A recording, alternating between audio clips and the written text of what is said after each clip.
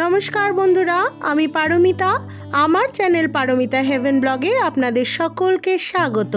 আমার আজকের এই ব্লগটি আপনারা যে যেখান থেকেই দেখছেন, আশা করি ঈশ্বরের কৃপায় সবাই সুস্থ আছেন, ভালো আছেন। আমি এবং আমার পরিবারের সকলেও খুবই ভালো আছি।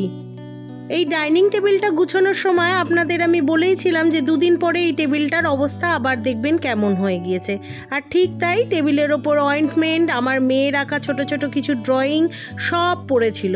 পরিষ্কার করার পর আমি কিছু রিফিলিংয়ের কাজ এই টেবিলের ওপর এসেই করলাম, কারণ রান্নাঘরে আমার এক ফোঁটাও জায়গা নেই। আমাকে যা করতে হয় একটু ডাইনিংয়ে এসেই করতে হয়।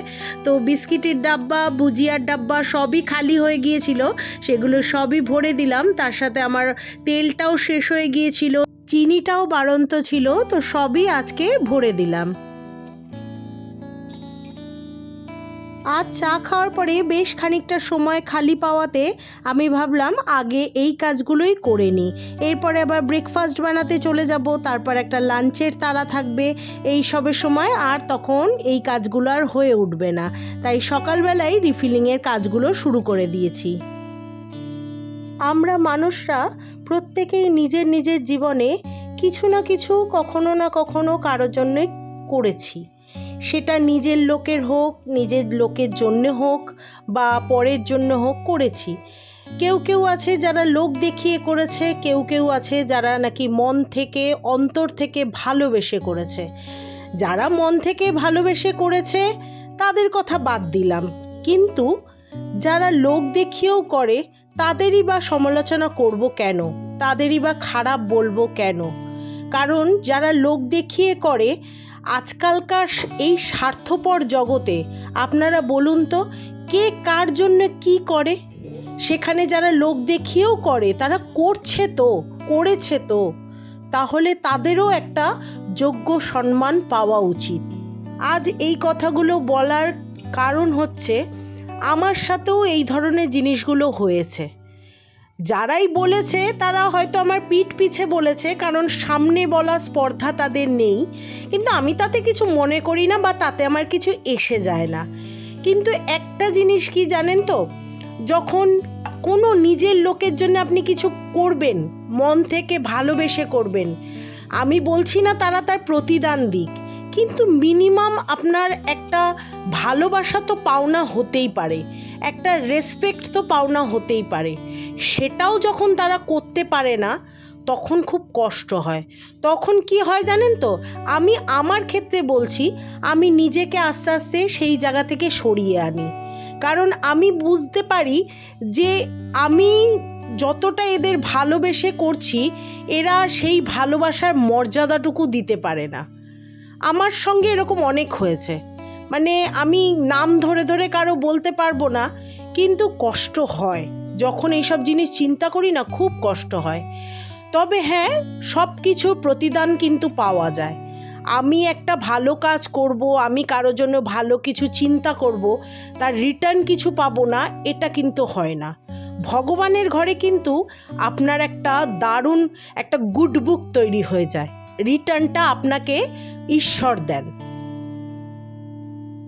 অনেক কথাই বলে ফেললাম, এবার নিজের সংসারের কাজে ফিরি।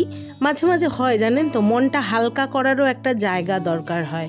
সব জায়গায় তো সব কিছু বলা যায় না, আর বললে কখন কে সেটা কিভাবে ইউজ করবে এটাও তো মুশকিল না। আজকালকার দিনে এটাও হয়, কাউকে আপনি বিশ্বাস করে ভালোবেসে নিজের মনের দুটো কথা বলবেন, সে যে কোথায় গিয়ে কি ফাঁস করবে ভগবান জানে। সেই জন্য আমি কারো কাছে কিছু বলি না। যাই হোক, এখন এই কথাগুলো একটু আবেগে বলে ফেললাম।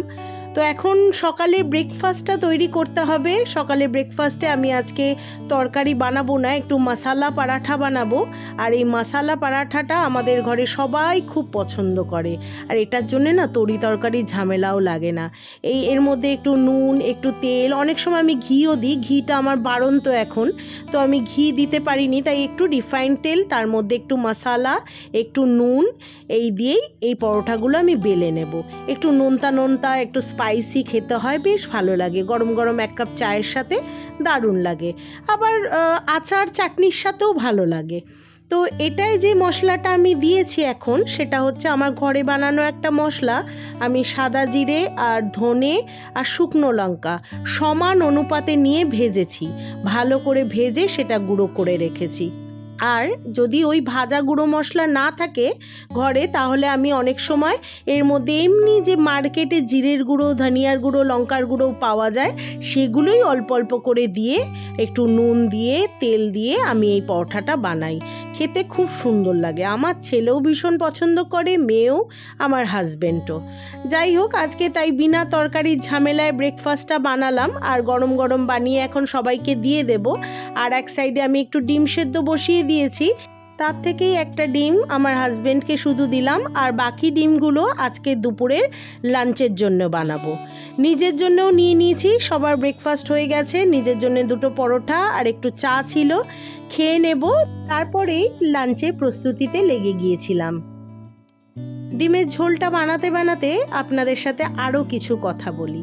আমাদের সবার জীবনেই যেমন কিছু অকৃতজ্ঞ লোক জোটে, তেমনি কিছু এমন লোকও থাকে যারা নাকি নিঃস্বার্থভাবে আমাদের ভালোবাসে, আমাদের সঙ্গে মেশে।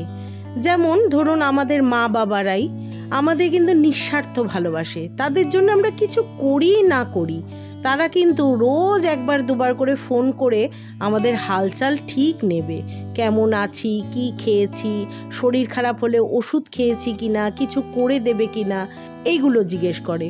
আমার মা বাবাও তাই, তারা শত অসুস্থ থাক, আমার একটু অসুস্থতার কথা তাদের কানে গেলেই আমি ওষুধ খেয়েছি কিনা, ডাক্তার দেখাতে হবে কিনা, কি খাচ্ছি, কি খেতে পারছি না, সব জিজ্ঞেস করবে। দাঁড়ান একটু গলাটা ভিজিয়ে ঠান্ডা করে নিই।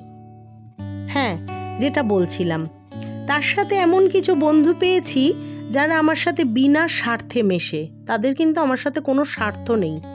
আমার 6টি বান্ধবী আছে, তাদের নাম মান্তু, তাপসী, সোমা, বর্ণালী, মানি, অন্তরা। এই 6টি বান্ধবী আমার সাথে বিনা স্বার্থে মেশে, এদের আমিও ভীষণ ভালোবাসি জানেন। এরা আছে বলেই হয়তো আমার জীবনটা অনেকটা সুন্দর। অবশ্যই আমার পরিবারের লোকও আমার সাথে আছে, আমার হাজবেন্ড আমার সাথে আছে, সেও আমার জীবনটাকে সুন্দর করে তুলেছে, আমার ছেলে মেয়েরাও আছে, তারাও আমার জীবনটাকে সুন্দর করেছে। আর এদের কারণেই ওই অকৃতজ্ঞ মানুষদের করা বেইমানি আমি আর এখন গায়ে মাখি না। কথা বলতে বলতে আমার আজকে সব কাজ কমপ্লিট, ঘর পরিষ্কার কমপ্লিট, ফ্রিজে জলের বোতল ভরা কমপ্লিট, রান্না কমপ্লিট। বিকেলে বন্ধুদের সাথে কিছু সময় কাটানোর ভিডিও দিয়ে আজকের ব্লগটি আমি এখানেই শেষ করলাম। আবার আগামীকাল একটি নতুন ভিডিও নিয়ে আপনাদের সাথে দেখা হচ্ছে। আজ তাহলে আসি। যদি আজকের ভিডিও কিছু ভালো লাগে অবশ্যই একটু লাইক কমেন্ট করবেন, পাশে থাকতে চাইলে একটা সাবস্ক্রাইব করে দিতে পারেন। ভালো থাকবেন, পরিবারের সকলকে ভালো রাখবেন। টাটা।